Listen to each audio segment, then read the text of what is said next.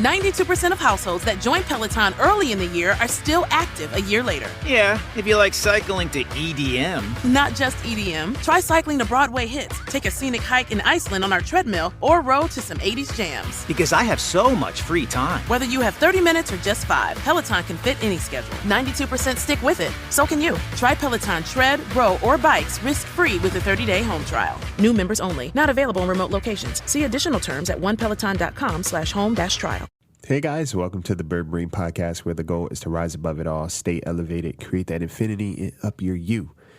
I'm your host, Isaiah, and today we are going to talk about growing pains, what they look like, what they feel like, and understanding that it may not be what you see or feel all the time.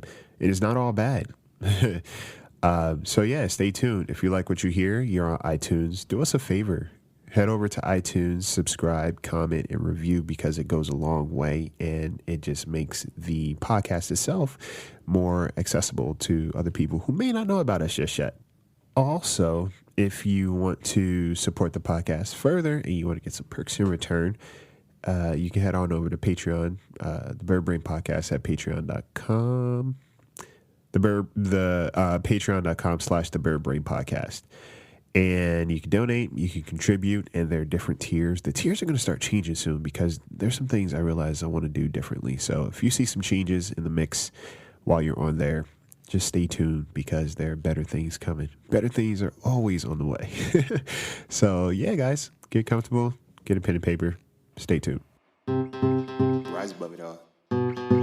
Stay elevated and create that infinity of your you. Of your youth.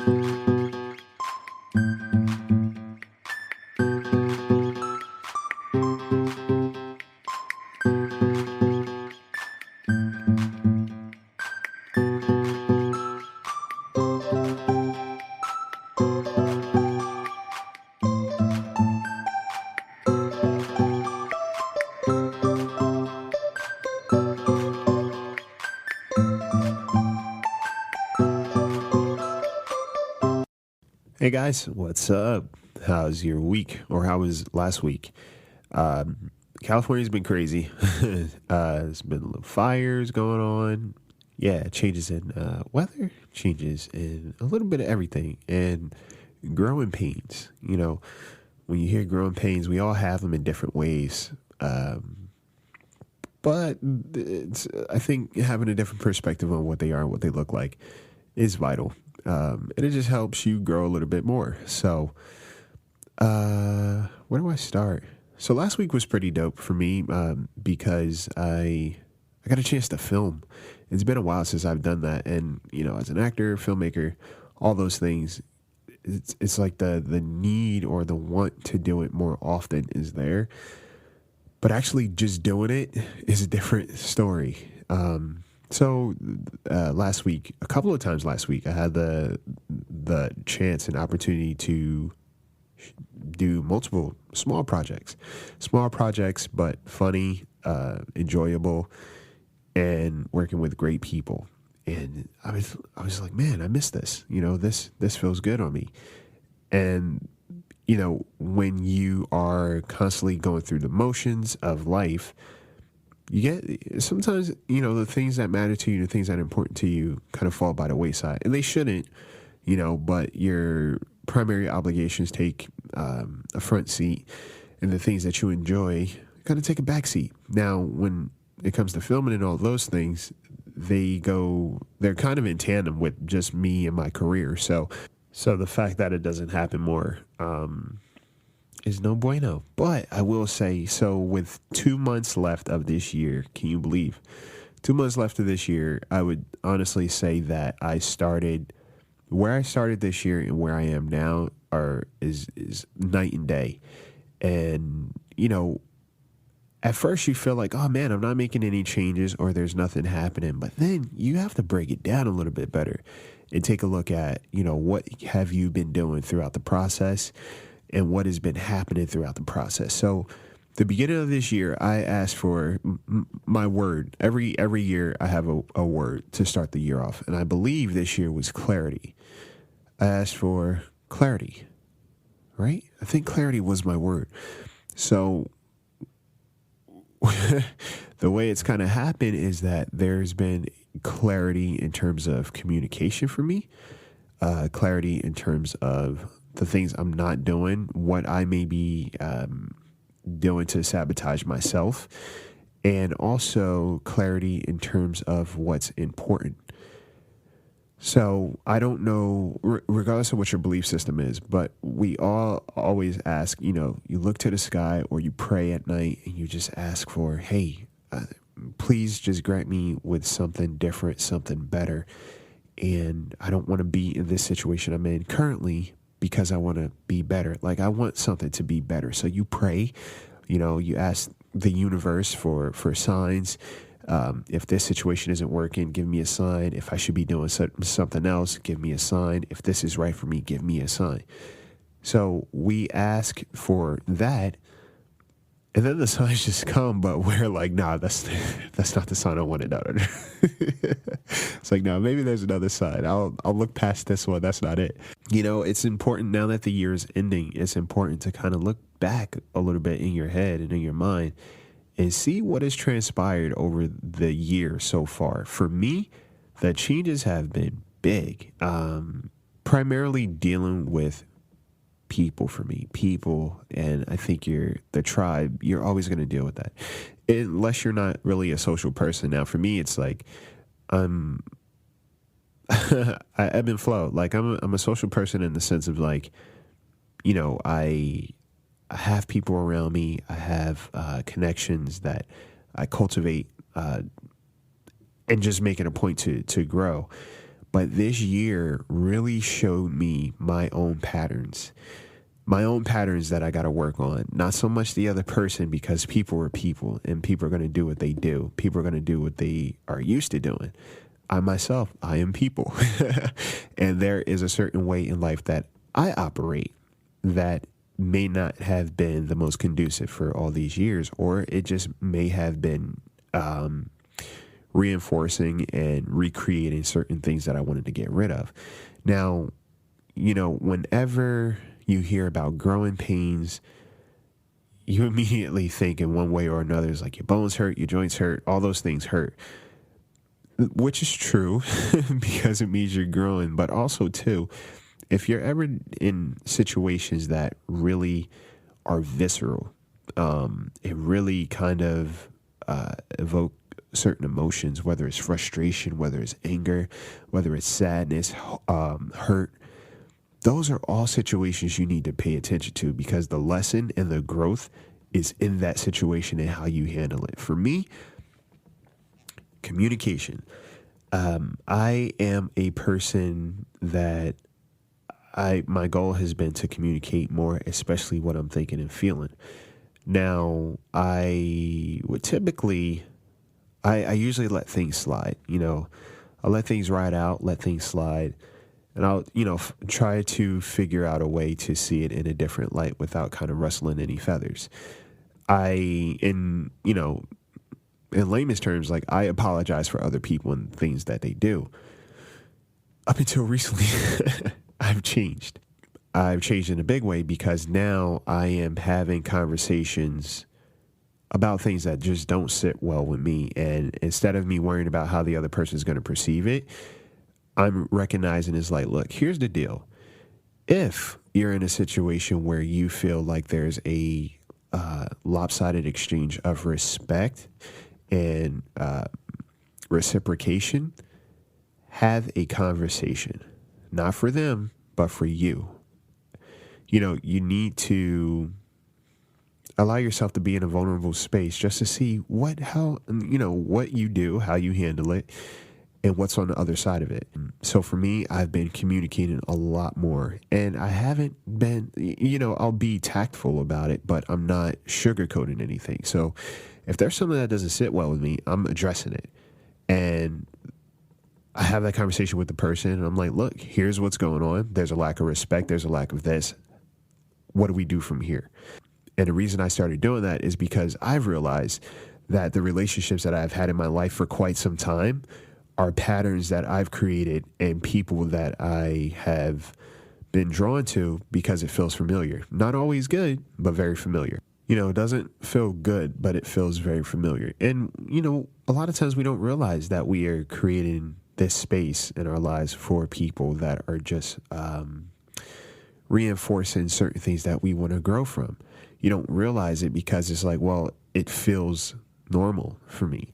Normal is not always good for you. And the way you understand that is by recognizing if there's a situation that affects you, like I said, that's visceral, that makes you feel a certain way. Even if it's a job, if there's a job situation that you always feel like you have to go into ready to fight, and intense, that's an indication that this space you've kind of outgrown, but you're tolerating it now. You're tolerating whatever's happening to you, and you're letting it affect you, and therefore your true self is having to be muzzled a little bit. Your true self is having to be kind of what's the word I'm looking for? Kind of having his wings clipped. Whenever you go into a situation tense and you're not saying anything, you're not speaking on it, that means that there's some unresolved stuff that you're not willing to recognize, or the other person's not willing to recognize or address. So, a prime example is like I was having a conversation with someone via text, and it felt like they were kind of talking at me and being a little bit, crass. At first, I took a moment, I slowed down, I was like, okay, this is usually how this person communicates. I understand. But then it seemed like there was a little more to it. So I was like, you know what? Let me pick up the phone and have this conversation a different way. Because for me, I think a lot of times there is this space of lesser accountability when you're texting someone. And there are some people that take advantage of that in the sense of like, well, I can say whatever I want to this person. They'll just have to deal with it. A phone conversation, I feel like, evens the playing field. And it lets the other person on the other side realize that, no, you're talking to another person, so maybe there should be a different way of how you talk to them. And for me, I'm all about respect. I'm all about treating people how you want to be treated. And for me, it's like, there's no reason for anyone to talk to me in a way like that that's degrading or that's condescending, because I don't give it. So now I've realized, okay, what I don't give, I'm not going to take. And whoever's on the other side of that, that's their problem. Because now it's a moment for them to address how they are used to handling things, because I'm addressing how I'm used to handling things. I don't typically, speak my mind, like I'll let things ride. But nowadays it's like the fuse is a little bit shorter. And I address it. It doesn't feel good, but I know that it's worth it, because it's like, if I'm going to have healthy relationships, if I'm going to have a healthy relationship with myself, there are certain toxic things that I need to get rid of. I was even told this week, there are certain things that I do that invites toxicity into my life. Good or bad, it's just a habit of mine. Prime example is like calling people on their shit and then waiting for a response. Sometimes that is the response. If you're willing to have an honest conversation with someone and they don't respond to you, that's a response. That's an indication that this person is not willing to be that honest or be that sincere about how they operate, and maybe they're not comfortable with it. That's all good. But again, that's an honest response. I feel like the more honest you are, and again, please, if you're one of those people that associates honesty with being just a dick, I think it's important to relearn the definition of honesty, and recognize that one does not mean the other. They're two separate commodities, and I feel as though, there is a,